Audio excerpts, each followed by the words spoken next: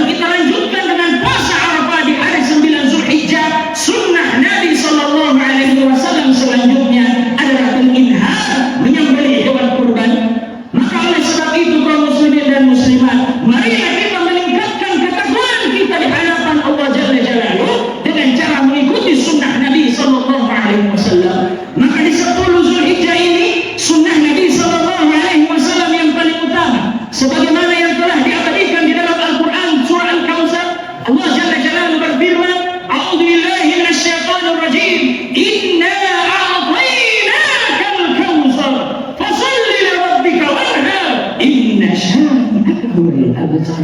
Sesungguhnya Allah Subhanahu wa taala telah memberikan limpahan rahmat, cinta, kasih, pengasih kepada cinta Nabi sallallahu alaihi wasallam. Maka bentuk kesyukuran daripada Nabi sallallahu alaihi wasallam diperintahkan untuk melaksanakan sholat. Setelah melaksanakan sholat barulah dia diperintahkan untuk menyembelih hewan kurban.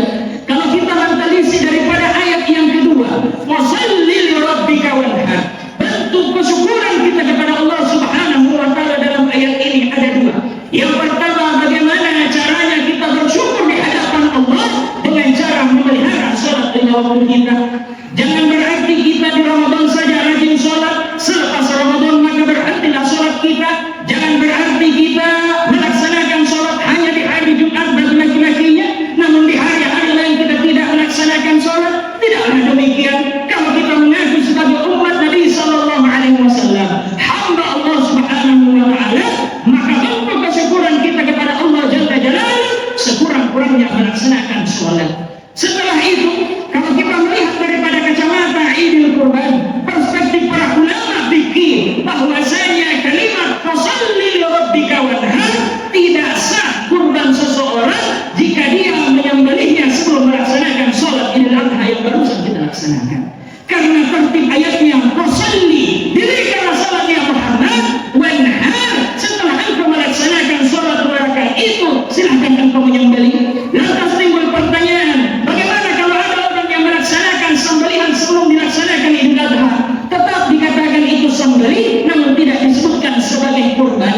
Dia dikatakan hanya sembelih sedekah biasa, tidak masuk dalam kalimat anhar atau az-zibah, mengalirkan darah daripada hewan min bahimatil an'am yang telah ditentukan oleh Allah Jalla Jalaluhu. Maka oleh sebab itu kaum muslimin wal muslimat, jemaah Idul Adha yang insyaallah dalam lindungan dan ampunan Allah Subhanahu wa taala, berbanggalah kita menjadi umatnya Nabi sallallahu alaihi wasallam. Di 10 hari Zulhijjah kita panen pahala, diampunkan kita punya dosa, dilipat gandakan kita punya amalan, lalu ditutup di 10 hari Zulhijjah bagi mereka yang mampu inha, menyembelih hewan kurban, mengalir darah daripada hewan yang kita kurban, sama-sama dengan mengalir pula sifat-sifat kebinatangan di dalam diri kita. Jemaah Idul Adha yang insyaallah dalam lindungan dan ampunan Allah Subhanahu wa taala.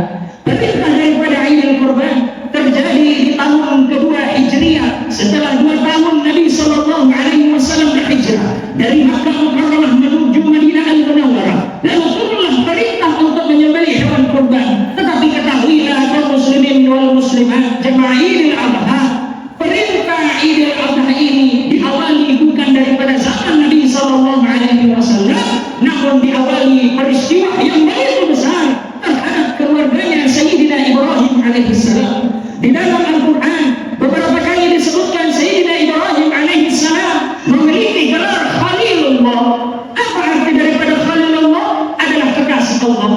Kata guru kami Maulana Syekh Muhammad Mutawalli Sya'rawi, beliau mendapatkan gelar Khalilullah disebabkan karena beliau terlalu banyak meminum pil cobaan daripada Allah Subhanahu wa taala, di mana Allah Jalla Jalaluhu ketika memberikan berbagai macam cobaan dan perintah, Sayyidina Ibrahim alaihissalam mampu melewati itu dengan sempurna. Nabi Ibrahim alaihissalam mendapatkan gelar Khalilullah, kekasih Allah, karena dia mampu melalui cobaan daripada Allah Subhanahu wa taala. Sifat Khalilullah, kekasih Allah, dimiliki dengan 2 jalan. Yang pertama dengan kesabarannya Sayyidina Ibrahim alaihissalam, yang kedua dengan kedermawannya Sayyidina Ibrahim alaihissalam. Ada banyak pil-pil cobaan yang dimana Sayyidina Ibrahim lalui semenjak beliau hidup. Ada yang pertama adalah ketika Nabi Ibrahim alaihissalam dicampakkan oleh Raja Namrud subhanallah alaihi ke dalam api. Tetapi Nabi Ibrahim alaihissalam selamat. Ada cobaan di mana Nabi Ibrahim alaihissalam meminta anak kepada Allah Jalla Jalaluhu.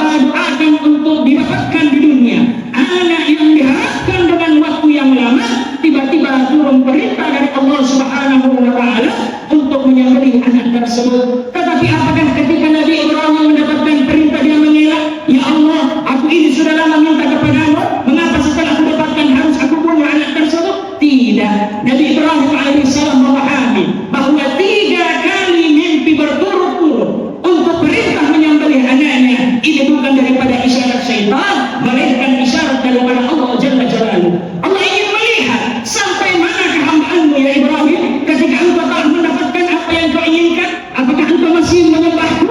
Ketika engkau mendapatkan apa yang kau inginkan, apakah engkau masih taat kepadaku? Sehingga Ibrahim alaihissalam dengan ketangkasannya, dengan hatinya yang luas, merupakan orang yang pantas untuk dicintai oleh Allah Jalla Jalaluhu. Dia tidak menolak perintah itu. Dia mendatangi anaknya Sayyidina Ismail alaihissalam. Anakku, aku sudah mimpi berkali-kali untuk diperintahkan menyembelihmu. Apakah engkau rela ya anakku? Kesabaran Sayyidina Ibrahim alaihissalam untuk menyembelih anak yang dicintai.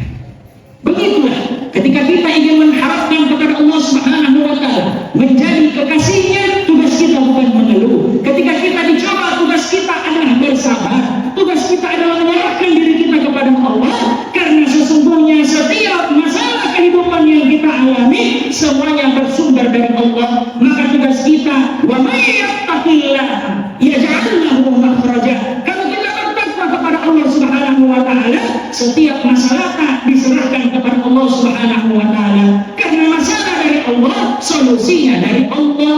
Jangan pernah kita berkeluh kesah di media sosial. Jangan kita berkeluh kesah terhadap manusia, karena manusia yang lain dengan yang lainnya sama-sama memiliki masalah. Tugas kita ketika ditimpa suatu musibah, ditimpa suatu cobaan, jadikanlah sholat kita di sepertiga malam ketika kita berbisik di atas bumi, maka seluruh penduduk langit akan mendengarkan keluh kesah kita. Jadikanlah sholat hal yang paling utama dan pertama ketika kita ditimpa musibah, kita berkeluh kesah kepada Allah Subhanahu wa taala.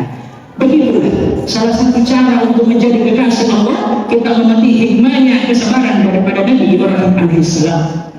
Kemudian yang kedua, bagaimana Siti Hajar, istri daripada Sayyidina Ibrahim alaihissalam, menjadi kekasih Allah karena sifat tawakalnya. Ketika Nabi Ibrahim alaihissalam diperintahkan oleh Allah untuk meninggalkan istrinya Siti Hajar alaihissalam dengan Sayyidina Ismail alaihissalam di gurun pasir, tandus, tidak ada kehidupan. Siti Hajar bertanya, apa yang perintahkan kamu adalah Allah? Nabi Ibrahim mengatakan, oh betul bahwa yang perintahkan aku ini adalah Allah Subhanahu wa taala. Maka Siti Hajar mengatakan, cukuplah kepada Allah aku berserah.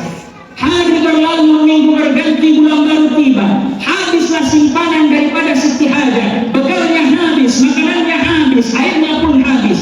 Dia memiliki seorang bayi kecil bernama Nabi Ismail alaihissalam. Ketika bayi mungil kecil ini menangis, merengek, kehausan dan kelaparan, bagaimana Siti Hajar alaihissalam tidak berkeluh kesah? Di saat bersamaan tidak ada manusia di gurun tersebut, beliau mencari air menggunakan kakinya tanpa menggunakan alas kaki, berlari-lari dari bukit satu ke bukit yang lain.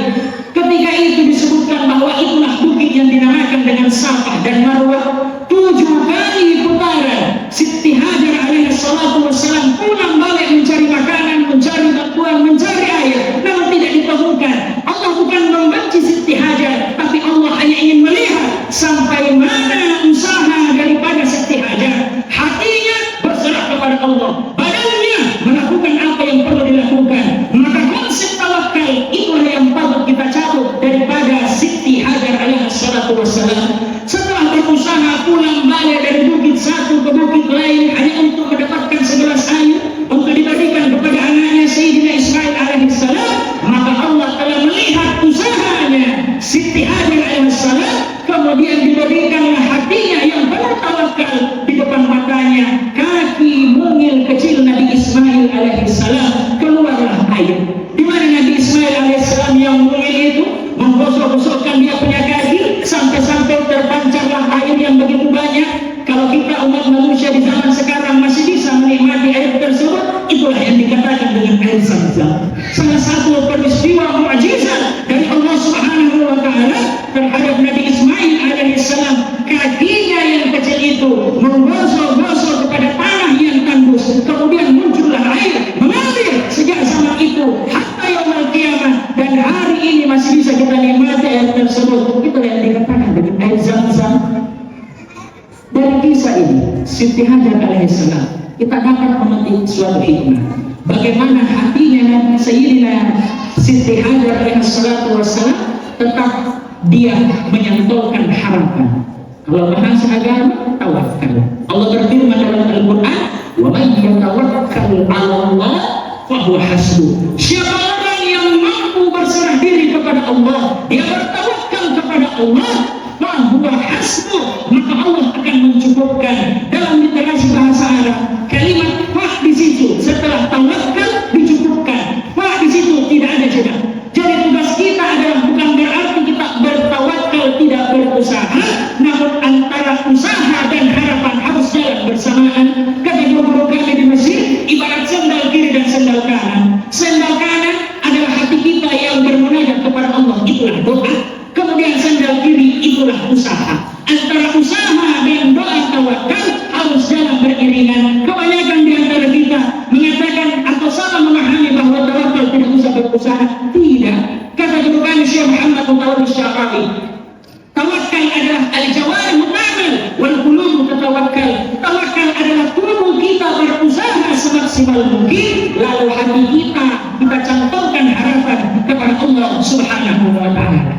Setelah peristiwa sabarnya Nabi Ibrahim alaihissalam, tawakalnya Siti Hajar alaihissalam, maka hikmah yang ketiga kita bisa petik daripada kisah Nabi Ibrahim alaihissalam adalah bagaimana bentuk ikhlasnya Sayyidina Ismail alaihissalam.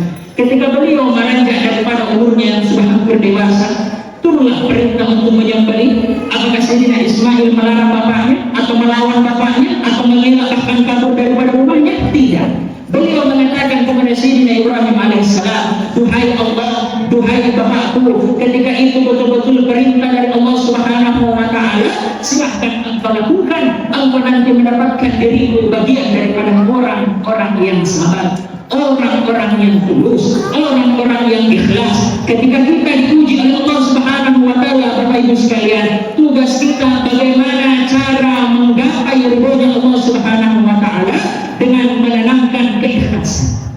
Sebagaimana Sayyidina Ismail alaihissalam, ketika hatinya yang begitu ikhlas, dia berharap hanya kepada Allah Subhanahu wa taala, dibaringkan badannya, kemudian dia berkata kepada bapaknya, duhai bapakku, tutuplah mataku agar aku tidak melihat percikan darah ketika engkau menyembelihku. Ketika Sayyidina Ibrahim alaihissalam mengangkat pedang atau parang untuk dihunuskan daripada lehernya Nabi Ismail alaihissalam, seketika Allah Jalla Jalaluhu mengganti Nabi Ismail alaihissalam dengan seekor kambing putih segar dan besar. Begitulah Allah Subhanahu wa taala sering-sering mengetes kita dalam kehidupan. Sampai mana sih keikhlasan kita? Kadang-kadang kita tidak merasa sesuatu itu penting sampai nanti hal tersebut hilang baru kita merasakan hal itu. Maka bentuk daripada keikhlasan kita yang kita lakukan hari ini untuk bapak-bapak, ibu-ibu yang menyembelih hewan kurban, syarat daripada kurban kita diterima bagaimana niat kita, hati kita untuk semata-mata karena Allah Subhanahu wa taala. Jangan kita menganggap bahwasanya karena saya menyembelih sapi maka pahala saya lebih banyak dibandingkan mereka yang menyembelih kambing. Tidak. Secara fikih, kalau kita melihat keutamaan daripada sembelih dibanding sapi, dibanding kambing, para ulama mengatakan jauh lebih utama kambing. Kenapa demikian? Kalau tahu sapi itu lebih utama dibandingkan kambing, tidak mungkin Sayyidina Ismail diganti dengan seekor kambing, diganti dengan sapi.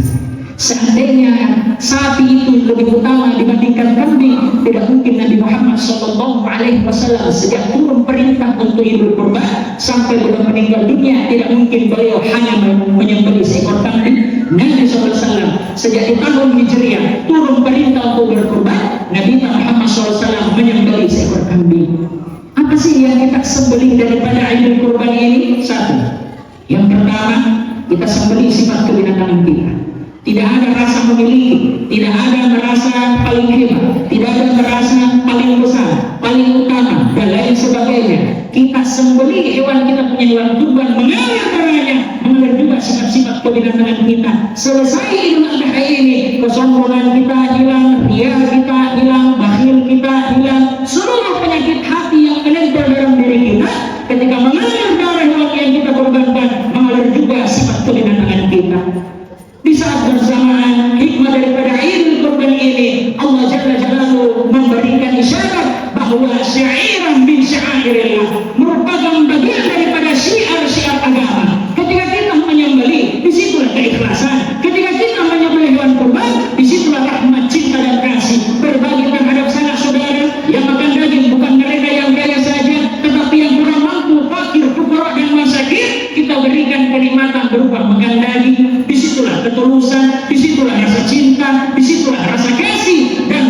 daripada ajaran agama Islam adalah menyebarkan kasih sayang kepada seluruh manusia, sebagaimana diabadikan dalam hadis Nabi sallallahu alaihi wasallam, ar-rahimuna yarhamuhumur rahman irhamu man fil ardh wa yarhamkum man fis sama. Orang-orang yang gemar menyebarkan kasih sayang akan dicintai oleh Allah yang Maha Sayang. Oleh sebab itu, tebarkanlah kasih sayang di muka bumi ini, maka agen-agen penebar kasih sayang akan dicintai oleh seluruh penduduk langit. Barakallahu li wa lakum fil Qur'anil azim wa nafa'ni wa iyyakum bima fihi min al-ayati wa dzikril hakim wa taqabbalallahu minni wa minkum innahu huwal ghafurur rahim.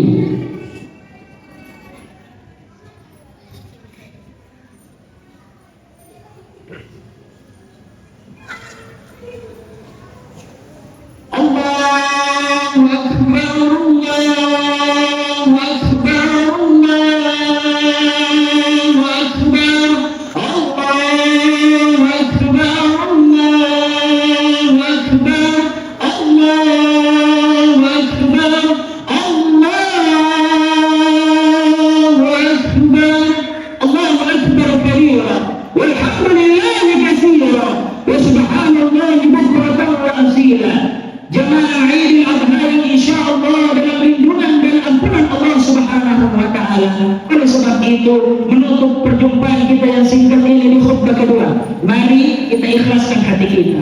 Bagi mereka yang berkorban, tiada yang paling utama, bukan daripada apa yang kita korbankan, apakah sapi atau kambing. Yang paling utama bagaimana keikhlasan kita, semata-mata menghidupkan sunnah Nabi Sallallahu Alaihi Wasallam dan merupakan syiar agama. Kita tutup perjumpaan kita di khutbah kedua ini dengan mendoakan saudara-saudara kita. Allahumma ighfir lil muslimina wal muslimat wal mu'minina wal mu'minat al ahya'i minhum wal amwat innaka sami'un qaribun mujib da'wati ya qadi hajat. Duhai Allah, hari ini kami berkumpul bermunajat kepadamu ya Allah. Izinkanlah di dalam hati kami, tanamkanlah keikhlasan di dalam hati kami. Jika hari ini kami belum mampu untuk berkorban, maka cukupkanlah hati kami ya Allah untuk selalu bersyukur terhadap nikmat-Mu, untuk selalu bersabar terhadap cobaan-Mu. Duhai Allah, hari ini kami berkumpul di masjid ini, mungkin belum Engkau panggil kami berkesempatan untuk berhaji. Bagaimana perintah agama untuk menyempurnakan agama kami? Izinkanlah kami ya Allah di tahun-tahun selanjutnya, jangan Engkau wafatkan kami sebelum kami melaksanakan haji. Allahumma rizqna ziyaratul haramain qabla al-mamat. Allahumma rizqna ziyaratul haramain qabla al-mamat. Allahumma rizqna ziyaratul haramain qabla al-mamat. ربنا ظلمنا أنفسنا وإن لم تغفر لنا وترحمنا لنكونن من الخاسرين يا مقلب القلوب ثبت قلوبنا على دينك ويا مصرف القلوب صرف قلوبنا على طاعتك. رضينا بالله ربا وبالإسلام دينا وبسيدنا محمد صلى الله عليه وسلم نبيا ورسولا. اللهم إنا نعوذ بك من الهم والحزن ونعوذ بك من العجز والكسل ونعوذ بك من الجبن والبخل ونعوذ بك من غلبة الدين وقهر الرجال. اللهم انصر إخواننا في فلسطين. اللهم انصر إخواننا في فلسطين. اللهم انصر إخواننا في فلسطين وفي غزة وفي سوريا وفي اليمن وفي السودان وفي إيران وفي مصر وفي كل بلاد المسلمين. ربنا آتنا من لدنك رحمة وهيئ لنا من أمرنا رشدا. ربنا آتنا في الدنيا حسنة وفي الآخرة حسنة وقنا عذاب النار. يا الله إن الله يأمركم بالعدل والإحسان وإيتاء ذي القربى وينهى عن الفحشاء والمنكر والبغي يعظكم لعلكم تذكرون ولذكر الله أكبر والله يعلم ما تصنعون. كل عام وأنتم بخير. عيد سعيد مبارك.